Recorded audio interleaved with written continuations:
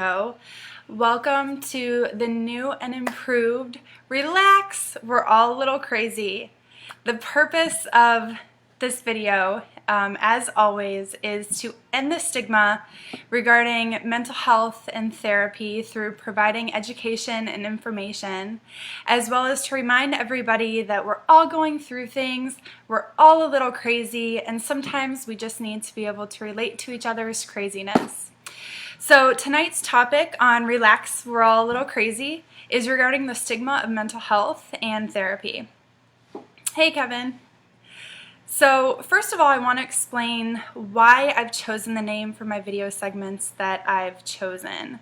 So I can't tell you the amount of times that I've sat down in an individual session with a client and they've opened up, they've shared some of their emotions, they've discussed with me what's going on with their current situation, and then at the end of all of that they go, oh my gosh, you must think I'm crazy. Or at the complete opposite end of the spectrum, a client might feel really blocked and not wanting to open up, and as I prompt them more to say, what's going on, why are you, kind of hesitant to open up, a typical response that I hear from them is, I don't want to seem crazy and I'm too embarrassed to talk about it. So I found this sign that I got probably at Home Goods, and I brought it into my office, and the sign said, relax, we're all crazy, it's not a competition. So whenever clients in session would talk about, feeling embarrassed or feeling like they were crazy, I'd point to the sign, we'd have a good laugh, and we'd talk about how being in therapy and having emotions and struggling with life events is completely normal, and it's nothing to be embarrassed or ashamed about. I was also talking to another friend of mine who happens to be a mom, and she was telling me that she was dealing with some anxiety. And as you know, for any of you all out there who are moms, being a mom is super difficult, and at times it can kind of just knock you on your ass. So she was telling me that it's nice to know that everybody deals with their own stuff and that it may just manifest itself in different forms. And so she was telling me that sometimes she needs her husband to come home if she's kind of overwhelmed or going through something, for her husband just to kind of say, you're being crazy, to help her kind of rationalize herself back to sanity. And she needs to just hear, you're being crazy, but it's okay, I still love you, and then we can move on. And I think sometimes at some point in our life, we all need to hear that, and we can all kind of relate to that every once in a while. Hey, Scott. So one of the definitions of crazy, according to Mr. Webster, is being out of the ordinary. And I love this term, being out of the ordinary.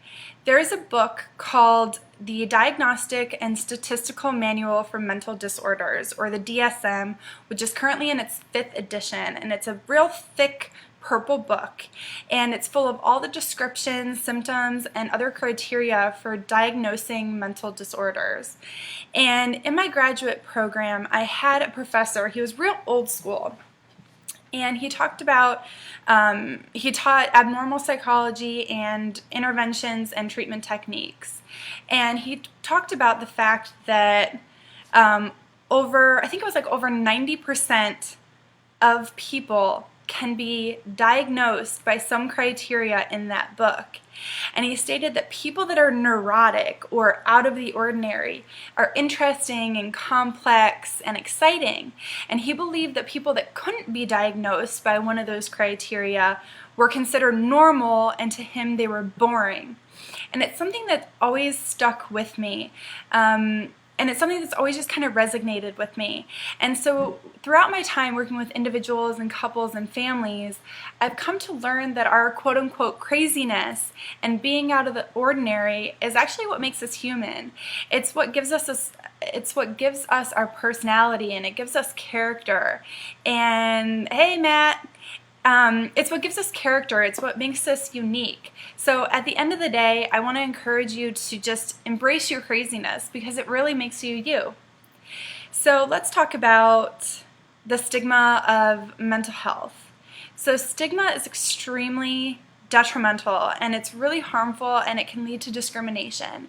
So whether the discrimination is obvious or subtle, when somebody views you and what you're going through as negative because of a mental illness or because of a personality trait, it can cause detrimental effects on our ability to get help.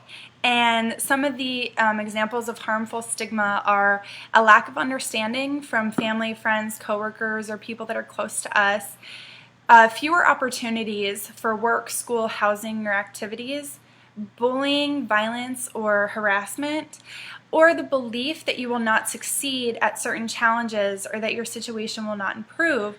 This is obviously detrimental to people who want to seek therapy, because if the stigma is that they're not going to improve their, or if the belief is that they're not going to improve their current state, hey West, if they're not going to improve their current state, and they're never going to get better, then they're going to feel defeated, and they're going to feel like, why seek therapy? So ending that stigma is really, really important for people who want to get better and they want to get help, and maybe they feel like they're not going to succeed.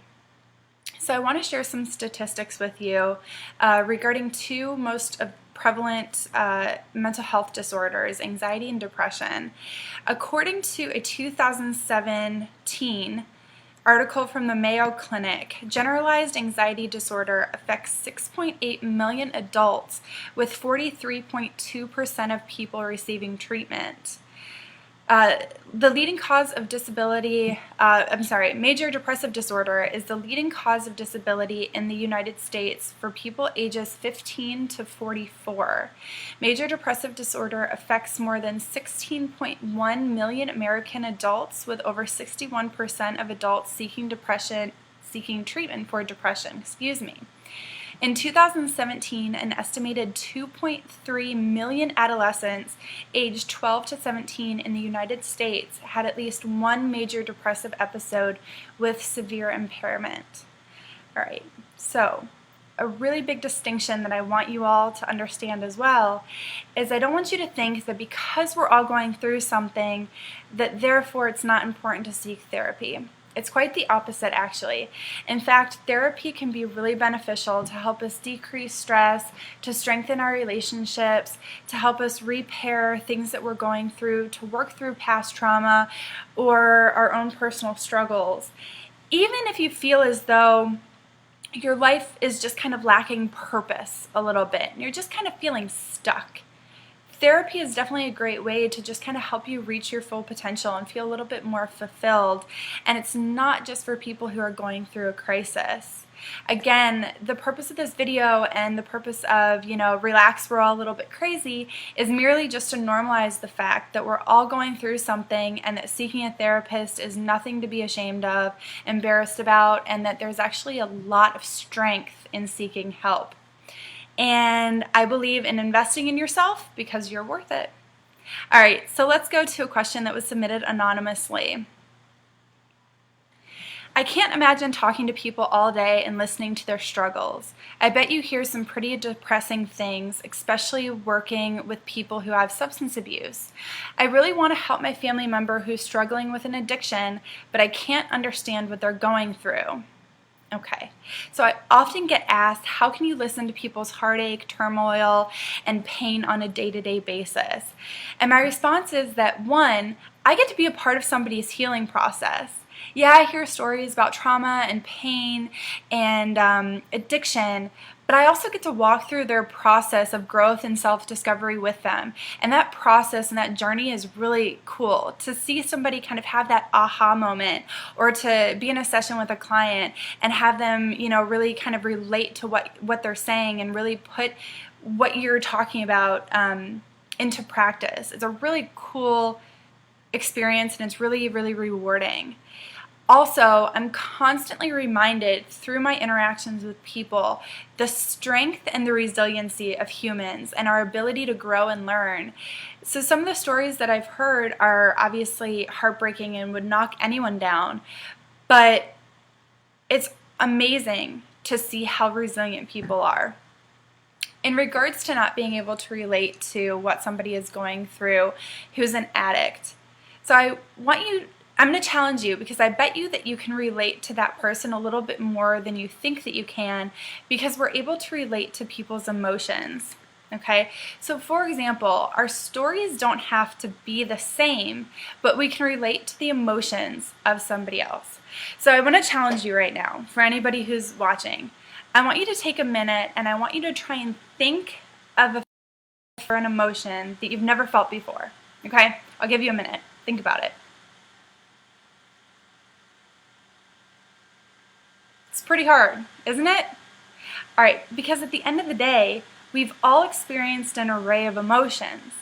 And the way that we process those emotions and deal with those emotions and the intensity that we feel those emotions is different based on a variety of things, whether it's how we were raised, how we've compartmentalized things in our life, and how we've traditionally dealt with things from our past. So when we hear somebody's stories, we don't necessarily have to relate to the specific events, which is the content of what they're saying, but we can relate to the emotions that somebody may have been going through, which is the context, okay? So the next time that you say that you can't relate to a family member who maybe, for example, is an alcoholic, I want you to ask yourself if you've ever felt depressed, if you've ever felt desperation, hopelessness, and need to feel better at any expense, sadness, guilt, shame, heartache, whatever it may be, because I'm willing to bet you that those are the same emotions that the alcoholic is going through. All right, guys, that's it for me. Thank you for tuning in to today's segment of Relax. We're all a little crazy. I hope that you guys learned something, and as always, keep the questions coming, and in the future, let me know if there's any topics that you'd like me to talk about. And remember, invest in yourself because you are worth it. Good night, guys.